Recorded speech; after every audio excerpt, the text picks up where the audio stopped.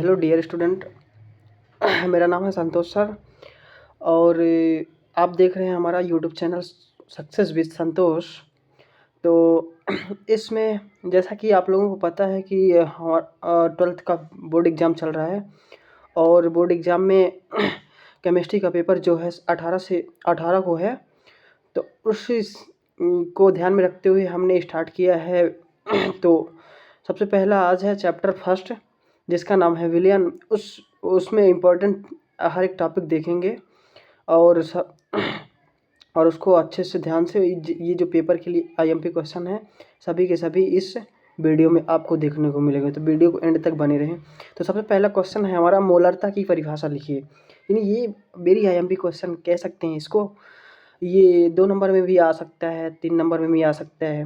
तो सिंपल से मोलरता की परिभाषा है, 1 लीटर बिलियन में घुले बिले की घुले बिले के मोलों की संख्या को मोलरता कहते हैं। यानी कोई 1 लीटर बिलियन आपका है, उसमें कितना बिले की मोलों की संख्या है वही आपका क्या कहलाएगा, मोलरता कहलाएगा। सिंपल सी परिभाषा है, इसे कैपिटल एम से दर्शाते हैं। तो देख लीजिएगा, जैसे मोलरता बराबर विले की मोलों की संख्या बटे बिलियन का लीटर में आयतन है। मोलरता यानी विले की मोलों की संख्या किसके बराबर होता है, विले का भार बटे विले के अणुभार के बराबर। अपान में क्या हो जाएगा, विले का आयतन। यदि लीटर में है तो ml में करेंगे तो इंटू क्या हो जाएगा, 1000। इस तरह से हमारा इसको हम डिनोट करेंगे उसमें। तो m बराबर W/m इंटू वी, ml में इंटू 1000। इस तरह से बता देंगे कि W क्या है, विले का भार है, m क्या है, विले का अणुभार है, और v क्या है, बिलियन का आयतन है। इस तरह से हमारा मोलरता जितने नंबर का रहेगा उतना नंबर हमें मिल जाएगा। तो आगे चलिए देखते हैं।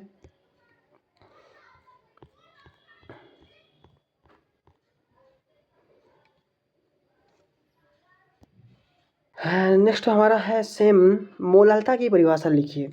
मोलरता भी आईएमपी क्वेश्चन है। जैसे कि मोलरता है, इस तरह से मोलरता जैसे कि उसमें हमने बताया कि 1 लीटर बिलियन में घुले बिले के मोलों की संख्या को हम क्या कहते हैं, मोलरता कहते हैं। तो सेम इसी को ले लो, 1 किलोग्राम विलायक। जैसे उसमें हम क्या लिए थे, बिलियन लिए थे। बिलियन किस में लिए थे, 1 लीटर लिया था। इसी तरह से इसमें 1 किलोग्राम विलायक ले लो और उसमें जितना आपका विले की मोलों की संख्या है वही आपका क्या कहलाएगा, मोलरता कहलाएगा। जैसे वहाँ कैपिटल एम से दर्शाते थे मोलरता को, और मोलरता को हम किससे दर्शाते हैं, कैपिटल एम से। सेम उसी तरह से इसका भी फार्मूला बन जाएगा। और बता देना है डब्लू क्या है, विले का भार है, एम क्या है, विले का अणुभार है, कैपिटल डब्लू इसमें हो जाता है जो विलायक का भार होता है। मात्रक इसका हो जाता है मोल प्रति किलोग्राम। इसी तरह से उसका मात्रक क्या हो जाता है, मोल प्रति लीटर। यानी ये भी क्वेश्चन आ सकता है कि मोलरता का मात्रक क्या होता है। तो मोलरता का मात्रक क्या होता है, मोल प्रति लीटर, और मोलरता का मात्रक क्या होता है, मोल प्रति किलोग्राम।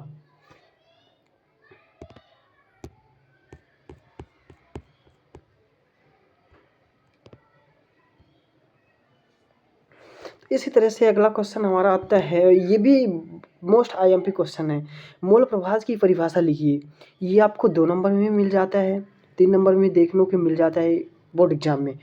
तो सिंपल सा मोल प्रभाज की परिभाषा है कि बिलियन में उपस्थित किसी घटक का मोल प्रभाज उस घटक के मोलों की संख्या तथा बिलियन में उपस्थित कुल घटक के मोलों की संख्या के अनुपात के बराबर होता है। यानी आप मान के चलो हमारे पास किसी बिलियन में 2 घटक है, पहला क्या है ए, दूसरा क्या है बी। यानी ए और बी से मिलकर के हमारा क्या बना है, बिलियन बना है। अब हमें क्या निकालना है, किसी एक का मोल प्रभाज निकालना है। तो क्या करना है, तो सबसे पहले उसका मोल अंश निकालना है। मतलब यानी एन ए अपान और उसमें ही घुले टोटल बिले के मोलों की संख्या, यानी N A plus N B. इस तरह से हमारा क्या हो जाएगा, 1 का मोल प्रभाज हो जाएगा। यदि हमें पूछता है कि दूसरे वाले बी का मोल प्रभाज, यानी तो क्या हो जाएगा, N B upon N A plus N B. तो आप लोगों को आशा और उम्मीद है कि समझ में आ गया होगा कि जैसे कि मान के चलो हमारा बिलियन कितने घटकों से मिलकर के बना है, 2 घटकों से मिलकर के बना है। तो 2 घटकों से मिलकर के बना है। पहला घटक क्या है, हमारा विलायक है, और दूसरा क्या है, विलेय है।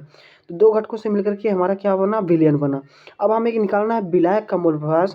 तो विलायक का मोल प्रभाज किसके बराबर हो जाएगा, विलायक का मोल अंश बटे बिलियन का मोल अंश। विलेन का मोल अंश के इसी तरह से हो जाएगा। और यदि हमें विलेय का मोल प्रभाज निकालना है तो विलेय का मोल अंश बटे विलेन का मोल प्रभाज। इस तरह से आप एग्जाम में लिख के आएंगे तो अच्छा नंबर मिलेगा। तो आगे देखते हैं, हमारा क्वेश्चन आगे है वेरी IMP क्वेश्चन। ये आपका क्वेश्चन 2 नंबर का है, 3 नंबर का भी, 3 नंबर 4 नंबर सभी में पूछा जाता है। ये कह रहा है क्वथनांक में उन्नयन से क्या तात्पर्य, इसकी मोललता से क्या संबंध है। बहुत ही अच्छा क्वेश्चन है, यानी क्वथनांक में उन्नयन। तो देखियो क्या कह रहा है, सिंपल सी परिभाषा है, किसी विलायक में कोई अवाष्पशील विलेय पदार्थ घोलने पर विलयन के क्वथनांक में होने वाली वृद्धि को क्वथनांक में उन्नयन कहते हैं। इसे डेल टीवी से प्रदर्शित करते हैं। यानी समझिए, थोड़ा सा समझने का प्रयास करिएगा। किसी विलायक जैसे विलायक का क्वथनांक है, शुद्ध विलायक का क्वथनांक क्या होता है, शुद्ध विलायक का क्वथनांक क्या होता है, वो नॉर्मल होता है। यदि हम उसमें क्या कुछ भी मिला दें, अवाष्पशील विलेय मिला दें, यानी मान के चलिए कुछ भी मिला दिए, तो वो जब मिलाने पर उसमें उसके क्वथनांक में क्या हो जाती है, वृद्धि हो जाती है। जब क्वथनांक में वृद्धि हुई शुद्ध विलायक से, तो वही हमारा क्या कहलाएगा, क्वथनांक में उन्नयन कहलाएगा। सिंपल सा है, इसे डेल टीवी से दर्शाते हैं।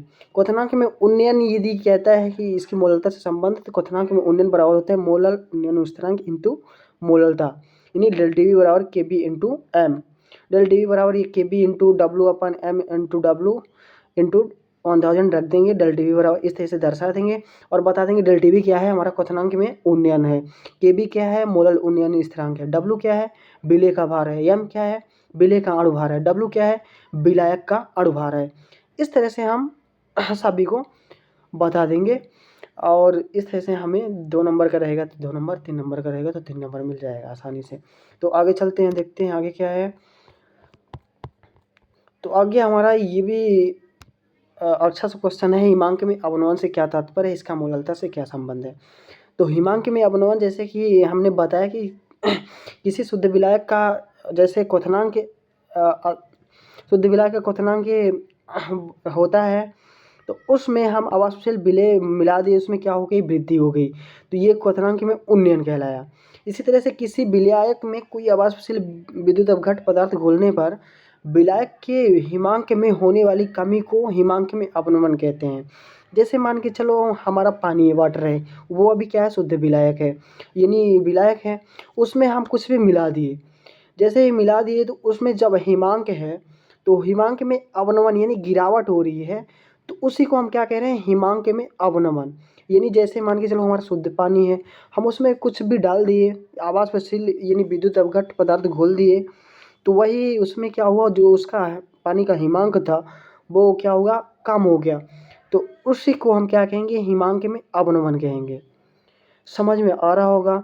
हिमांक में अवनमन बराबर होता है मोलल अवनमन स्थिरांक इंटू मोललता। जैसे उसमें क्या होता है, क्वथनांक में उन्नयन बराबर मोलल अवनमन स्थिरांक इंटू मोललता। उसी तरह से इसमें डेल टी एफ अब बराबर KF इंटू एम। ठीक, इसी तरह से इसमें भी बता देंगे डेल टी एफ क्या है, हिमांक में अवनमन है, KF क्या है, मोलल अवनमन स्थिरांक है, W क्या है।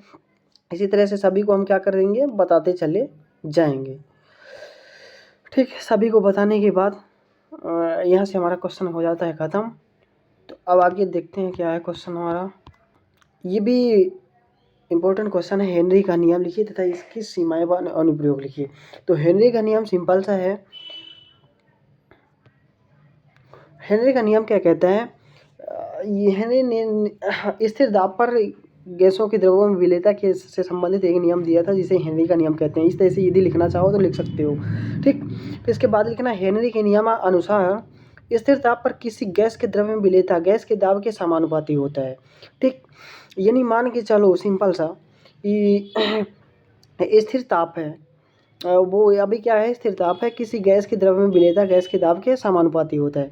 जैसे जैसे हम क्या करेंगे, अभी क्या मान के चलो हमारा ये इस तरह से हम मान के चलें, हमारे पास कुछ पार्ट में कुछ ये वो भरा हुआ है। अब किसी गैस की द्रव्य में विलेयता, यानी कहने का मतलब स्थिर ताप है अभी, इसमें गैस की द्रव्य में विलेयता कैसी होगी, तो जैसे जैसे हम गैस के दाब की इस तरह से मान के चलो हम क्या लगा रहे हैं, दाब लगा रहे हैं, तो वैसे वैसे क्या होगा, इसकी विलेयता बढ़ती चली जाएगी। यानी स्थिर ताप पर किसी गैस की द्रव्य में विलेयता कि गैस के दाब के समानुपाती होता है। ठीक, यानी एम प्रोपोर्शनल पी। तो यानी जैसे जैसे ये गैस की द्रव्य में विलेयता बढ़ेगी, उसी तरह से जैसे जैसे हम दाब बढ़ाएंगे उसकी गैस की द्रव्य में विलेयता एम बराबर के एस पी। एम क्या हो जाता है, घुली हुई गैस की मात्रा, पी क्या हो जाता है, गैस का दाब, के एस क्या हो जाता है, हेनरी स्थिरांक।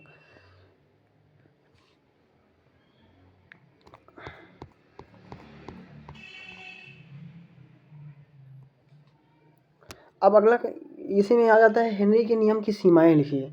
तो हेनरी के नियम की सीमाएं, दाब बहुत अधिक नहीं होना चाहिए, पहला है। दूसरा, ताप बहुत कम होना चाहिए। तीसरा है, गैस की विलेयता विलायक में कम हो। यह आदर्श गैस के लिए लागू होता है। गैस की आणविक अवस्था द्रव तथा गैसीय दोनों विलायकों में समान है। ज़्यादा नहीं पूछता है, ज़्यादा से ज़्यादा आपको 3 पूछेगा कि गैसों की हेनरी के नियम की 3 सीमाएं लिखिए, ज़्यादा से ज़्यादा पूछेगा।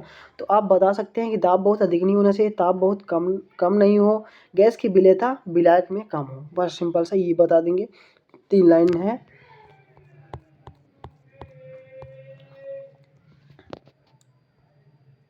अब आता है हेनरी के नियम के अनुप्रयोग।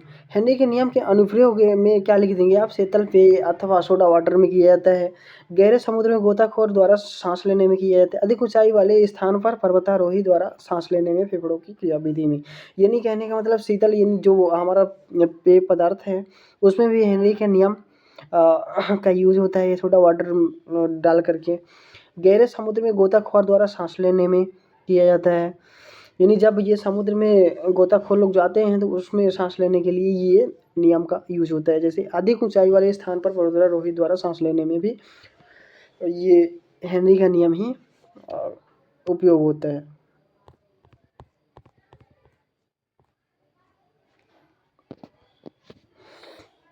अब अगला क्वेश्चन हमारा, तनु विलीन के राउट के नियम को परिभाषित कीजिए तथा इससे संबंधित सूत्र का व्यंजक लीजिए।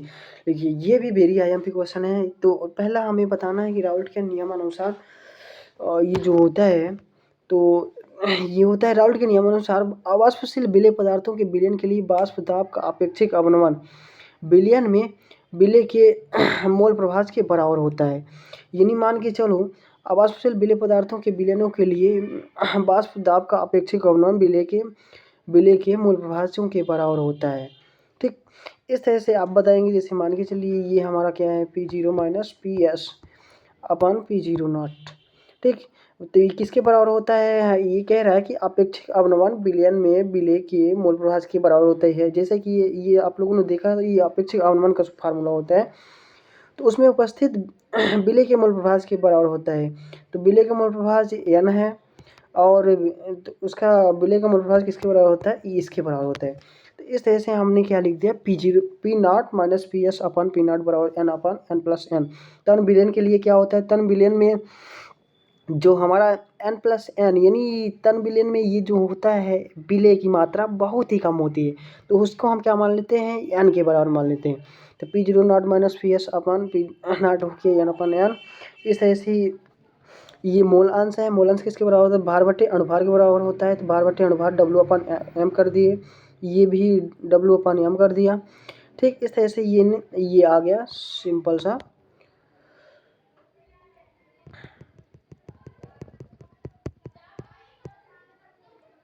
ठीक, ये हमारा क्या है, राउल्ट के नियम तथा इससे संबंधित सूत्र का व्यंजक है। यहाँ तक आप निकाल देंगे और बता देंगे ये चीज़ें, ये सब चीज़ें हैं। जैसे P0 पी नॉट क्या है, तो उसके विलय का वाष्प दाब है।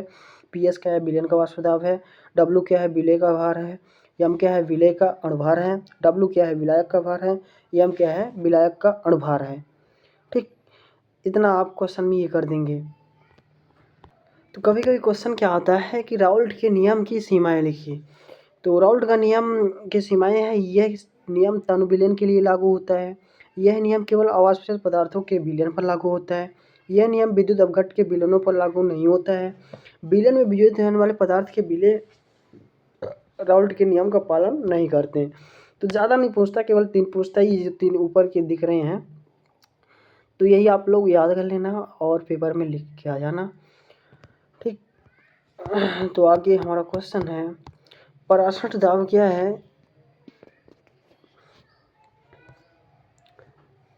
इसकी सहायता से मोलर द्रव्यमान ज्ञात करने का व्यंजक प्राप्त कीजिए। तो पराशर दाब, पहले तो समझ लो कि पराशर दाब आखिर होता क्या है। जो देखो कि अर्धपारगम झिल्ली द्वारा विलायक के अणुओं कम सांद्रता वाले विलयन से अधिक सांद्रता वाले विलयन की ओर स्वतः प्रवाह क्या होता है, परासरण होता है। मान के चलो हमारे पास दो सांद्रता वाले विलयन हैं, एक तो कम सांद्रता वाला, दूसरा अधिक सांद्रता वाला। ठीक, उसमें हम अर्धपारगम झिल्ली द्वारा उस दोनों को कनेक्ट कर दिए। तो उसमें क्या होता है कि कम सांद्रता वाले विलयन से अधिक सांद्रता वाले विलयन की ओर प्रवाहित होता रहता है। तो इसे हम क्या कहते हैं, इस क्रिया को परासरण कहते हैं। और उसी परासरण को, क्रिया को रोकने के लिए हम एक दाब लगाते हैं। तो उस दाब को हम क्या कहते हैं, परासरण दाब कहते हैं।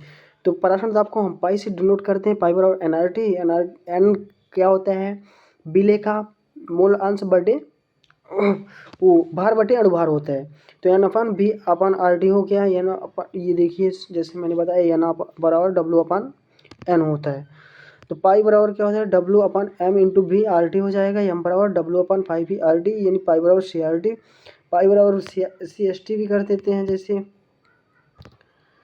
हमारा पाई बराबर सी एस टी ये भी होता है, पाई बराबर सी आर टी भी होता है। और ठीक, और यदि यहाँ तक करना चाहे तो यहाँ तक भी कर सकते हैं, सिंपल सा है, बन जाएगा आप लोगों से। आगे हमारा क्वेश्चन है, बांट हाफ गुणांक किसे कहते हैं।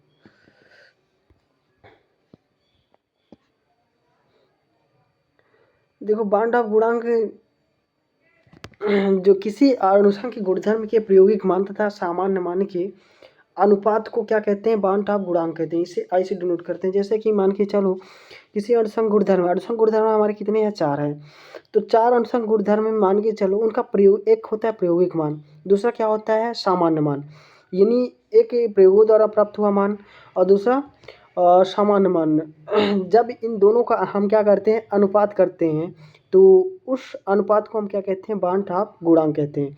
ऐसे इसे आई से डिनोट करते हैं। जैसे ये देखो, बांट हाफ गुणांक बराबर किसके होता है, अनुसंख्यक गुणधर्म का प्रायोगिक मान बटे सामान्य मान।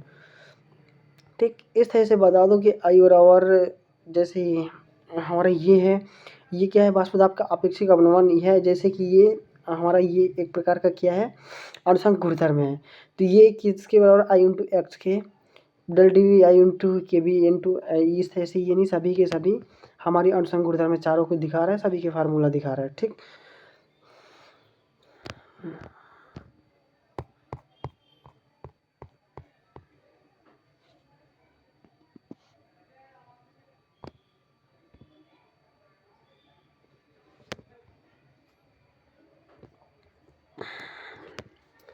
तो जितना है इस वीडियो में क्वेश्चन आ गए हैं, तो इन सभी क्वेश्चनों को आप लोग रेडी कर लेंगे। और ये सारे के सारे क्वेश्चन पेपर में रिपीट हुए हैं और आशा है कि इस साल भी यही क्वेश्चन रिपीट होंगे। तो आप लोग इन क्वेश्चनों को तो बिल्कुल भी नहीं छोड़ेंगे। और इसी तरह से हम मतलब अगले चैप्टर यानी second chapter, third chapter, fourth chapter, इसी तरह से सभी आपके समक्ष इसी तरह से आपके पास वीडियो पहुंच जाएगी। तब तक के लिए धन्यवाद। चैनल को सब्सक्राइब करें, बेल आइकन को प्रेस करें। और यदि थोड़ी बहुत भी हेल्पफुल ये वीडियो हुई हो तो आप लोग के जो जिन मित्रों को ज़रूरत, जिनको केमिस्ट्री पढ़ना है, तो उनको क्या करें, शेयर कर दें, ताकि उनकी भी थोड़ी सी हेल्प हो जाए, क्योंकि ये बहुत इंपॉर्टेंट क्वेश्चन है। थैंक यू, धन्यवाद। मिलते हैं नेक्स्ट वीडियो में। Thank you.